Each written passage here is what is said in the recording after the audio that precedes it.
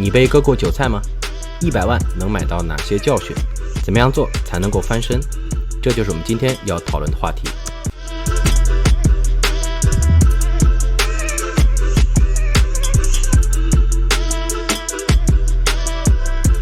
大家好，欢迎来到投资成长频道，拒绝做韭菜，我是何斌。那今天呢是我第一期上镜啊，那么原来呢其实我不太想上镜，主要原因就是因为我的发型感觉很丑。为什么？因为我本人呢是在这个俄罗斯圣彼得堡，我好久都没有理发了。那么我从网上订了这样一个理发器，一个推子，我觉得很好用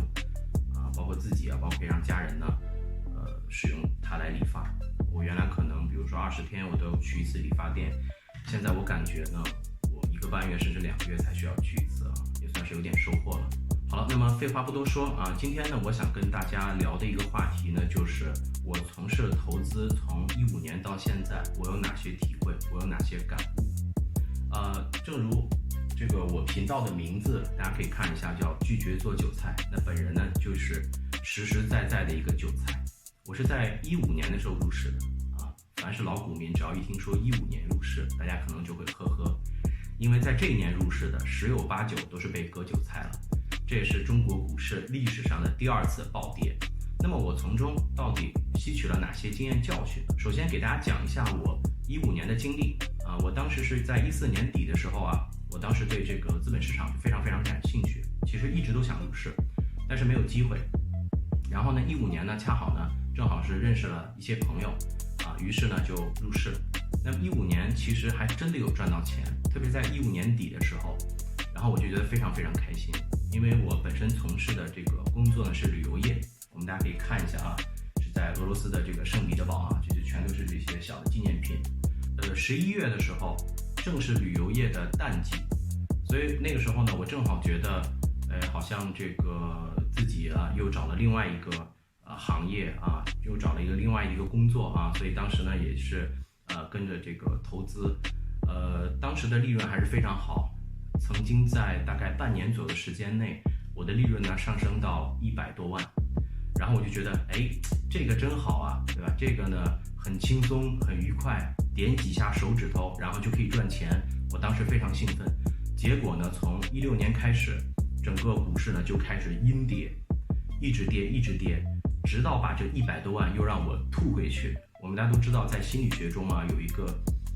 就是当这个钱你没拿到还无所谓，如果当你拿到了再让你还回去，哇，这个感觉真的是非常的痛心啊。那么这个呢是我第一次做了韭菜。那么很多朋友当时跟我一起入市的一些人呢，其实看到了这样的情况，其实也是非常的灰心，然后有很多朋友啊也都放弃了。我呢本身对这个投资比较感兴趣，所以呢我就觉得我需要坚持，我觉得坚持很重要，干任何一件事情我觉得坚持真的太重要了。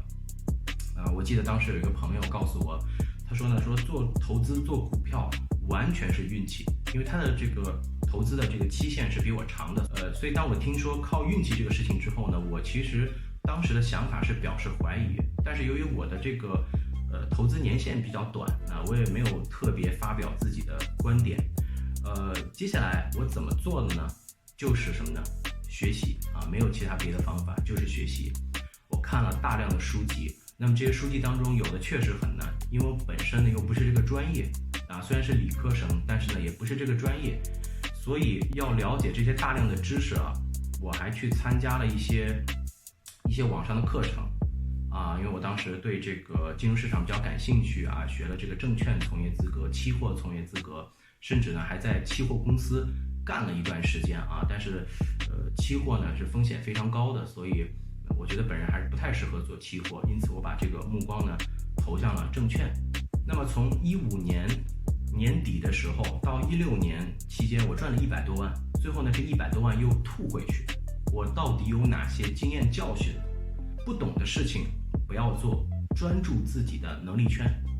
很多人都说我不懂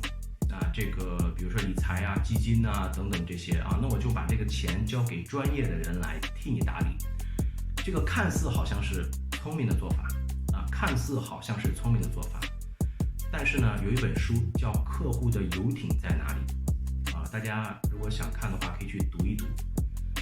原因呢，这个一言难尽。因为我始终认为，只有你自己才能对自己的钱负责，没人能对你自己的钱负责。所以呢，大家如果想真正的进入到理财的世界，我觉得学习是唯一的出路。不懂的事情就不要做，专注在自己的能力圈。那么这个话呢，其实听起来很简单啊，不懂的事情不要做。但是其实想做到很难。我举个例子，很多人他可能不知道怎么投资，也不知道选哪个股票，他就去听消息、打探消息，问所谓的专家、问邻居、问大妈，给他推荐股票。然后很多人买的第一只股票其实就是这样买的。我们大家想象一下，我买一个推子都要上网看很长时间啊，这个推子怎么用啊？它的功能是什么？什么品牌？有哪些这个其他的？有没有其他的品牌更好的推子啊？我研究来研究去，比较价格之后才最终选择的推子。那我们在选择公司、选择股票的时候呢，基本上就是属于拍脑袋就买了。所以这个确实很痛心啊！有的人也不了解公司，都不知道这个公司是干嘛的，所以就买了这家公司的股票，还想期待着赚钱。所以我觉得从这个常识上就说不过去啊。我给大家再举个例子，我当时呢曾经看了这个新闻啊，这个 CCTV， 其中呢有一个专门介绍华大基因，说华大基因这个好那个好，我根本就不了解华大基因，也不了解什么叫这个，当然基因大概知道，也不了解这个到底是做什么的，有什么前途，估值高不高，然后什么都没了解的情况下，我就买了华大基因，结果就是我买的时候正好是在最高点，所以就是再次验证了我们一定要专注在自己的能力圈，我们了解什么我们就购买什么，我们就投资什么。投资呢其实是一个非常专业的方向，大家如果不了解投资其实跟其他的职业很相似，就是它是一个专业性很强的，它需要大量的训练，就跟医生一样我举个例子，如果让我去做神经外科手术，那么病人死亡率应该是100%，对吧？所以呢，这个投资也是一样，如果你不懂，如果你没有经过训练，你其实亏钱是很正常的，我们把它称之为交学费，所以亏钱是非常正常，因此投资需要大量的练习。我们经常说要专注在自己的能力圈要做基本面研究，要分析一家公司，但是你在自己投资的时候，你要亲身去实践一下，我觉得这个也是非常非常重要的。因此呢，大家如果想进入到投资界，最好的一种方法就是边学习边投资，然后这样的话呢，你去实验一下，当然你的这个一定要控制在自己亏损的能力的范围内，千万不能这个借钱炒股。所以借钱炒股我是极其反对的，绝对不能够借钱炒股。就是说这个钱，假如说我亏了，全当学费了 ，OK 不 OK？ 如果 OK 的话，你就可以投资。也就是投资呢，需要大量的练习，就是越早投资越好。我曾经读过一本书我也觉得挺受震撼的，就是《穷爸爸富爸爸》，就是我们从小接受的这些观念呢，就是让你好好学习，长大找一个好的工作然后呢，这个娶妻生子，你的人生呢就走向了完美，走向了巅峰。但是呢，其实我不能说这是错的，但是我们周围的大量的这些中产，又是当房奴，又是当孩奴，所以在我看来呢，越早知道这些基本的投资理念，其实对于我们包括以后，我觉得影响都是非常深远的。比如说被动收入，对吧？我原来也不了解什么叫被动收入也完全没有这个概念。我记得我自己曾经在国内买的房子，然后这个房子我甚至空了很长时间，因为我没有住嘛就空了很长时间，我都没有把它给租出去就害怕这个别人把它给弄坏了，给弄脏等等就是我自己为了房子去工作，而不是让房子为我去工作所以我看了这本书之后，确实给我带来了很大的震撼，所以我就果断的把这个我暂时用不到、住不了的房子，我把它给租出去，获得一定的这个被动收入所以理财呢，我个人觉得就是从一点一滴开始做起，慢慢的学习，然后经过一段时间，你就会发现，其实你比原来真的进步很多。那么刚刚呢，给大家介绍了一些失败的经验教训，那么接下来呢，给大家介绍一些自己通过努力学习之后，然后一些成功的经验。比如说在这次疫情期间，我们大家都知道，受到疫情的影响所以这个消息也是个天大的坏消息，所以所有的股票呢都大幅的下挫。那么在大幅下挫的时候，如果你真是一位真正的价值投资者，你应该开心。那么在这个时候呢，因为有很多被错杀的公司，我本人呢对旅游业有一些相关的研究所以当时我挑选的这个股票挑选的公司主要是集中在旅游业。那当时我比较看好的一只股票，当然我在这里不是推荐大家购买只是举一个例子，叫中国国旅。那么这个呢，其实大家一听上去还以为是一家旅行社其实它真正的旅行社的业务就占的它比例非常非常的小，现在呢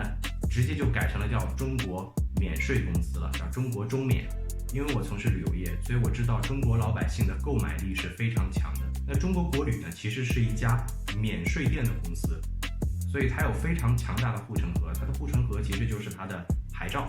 当时我分析了中国国旅的，无论从 ROE 还是从它的每年的营收，还是从它的商业模式，我判断这家公司是被低估的，因此我当时呢就果断买进了中国国旅。我记得当时还有朋友问我说你怎么买旅游业的公司？这不是这个现在这个疫情的影响都已经这么严重，你还买旅游业的公司那么事实证明呢，我现在中国国旅的这个整个盈利应该达到所有的股票，在所有的股票当中是最高的这个盈利幅度已经超过40%，所以这个就是一个典型的案例。通过这个案例呢，我想告诉大家，一定要专注在你的能力圈，你懂什么你就做什么。好了，这就是我给大家分享的100多万的经验教训，希望能够帮到大家，也希望大家能够尊重常识，价值投资，希望大家能够在投资这条路上越走越远。谢谢大家，我们下期见。好了，今天的内容呢就到此结束。如果大家喜欢这个视频，请大家订阅、点赞、评论、分享，谢谢大家。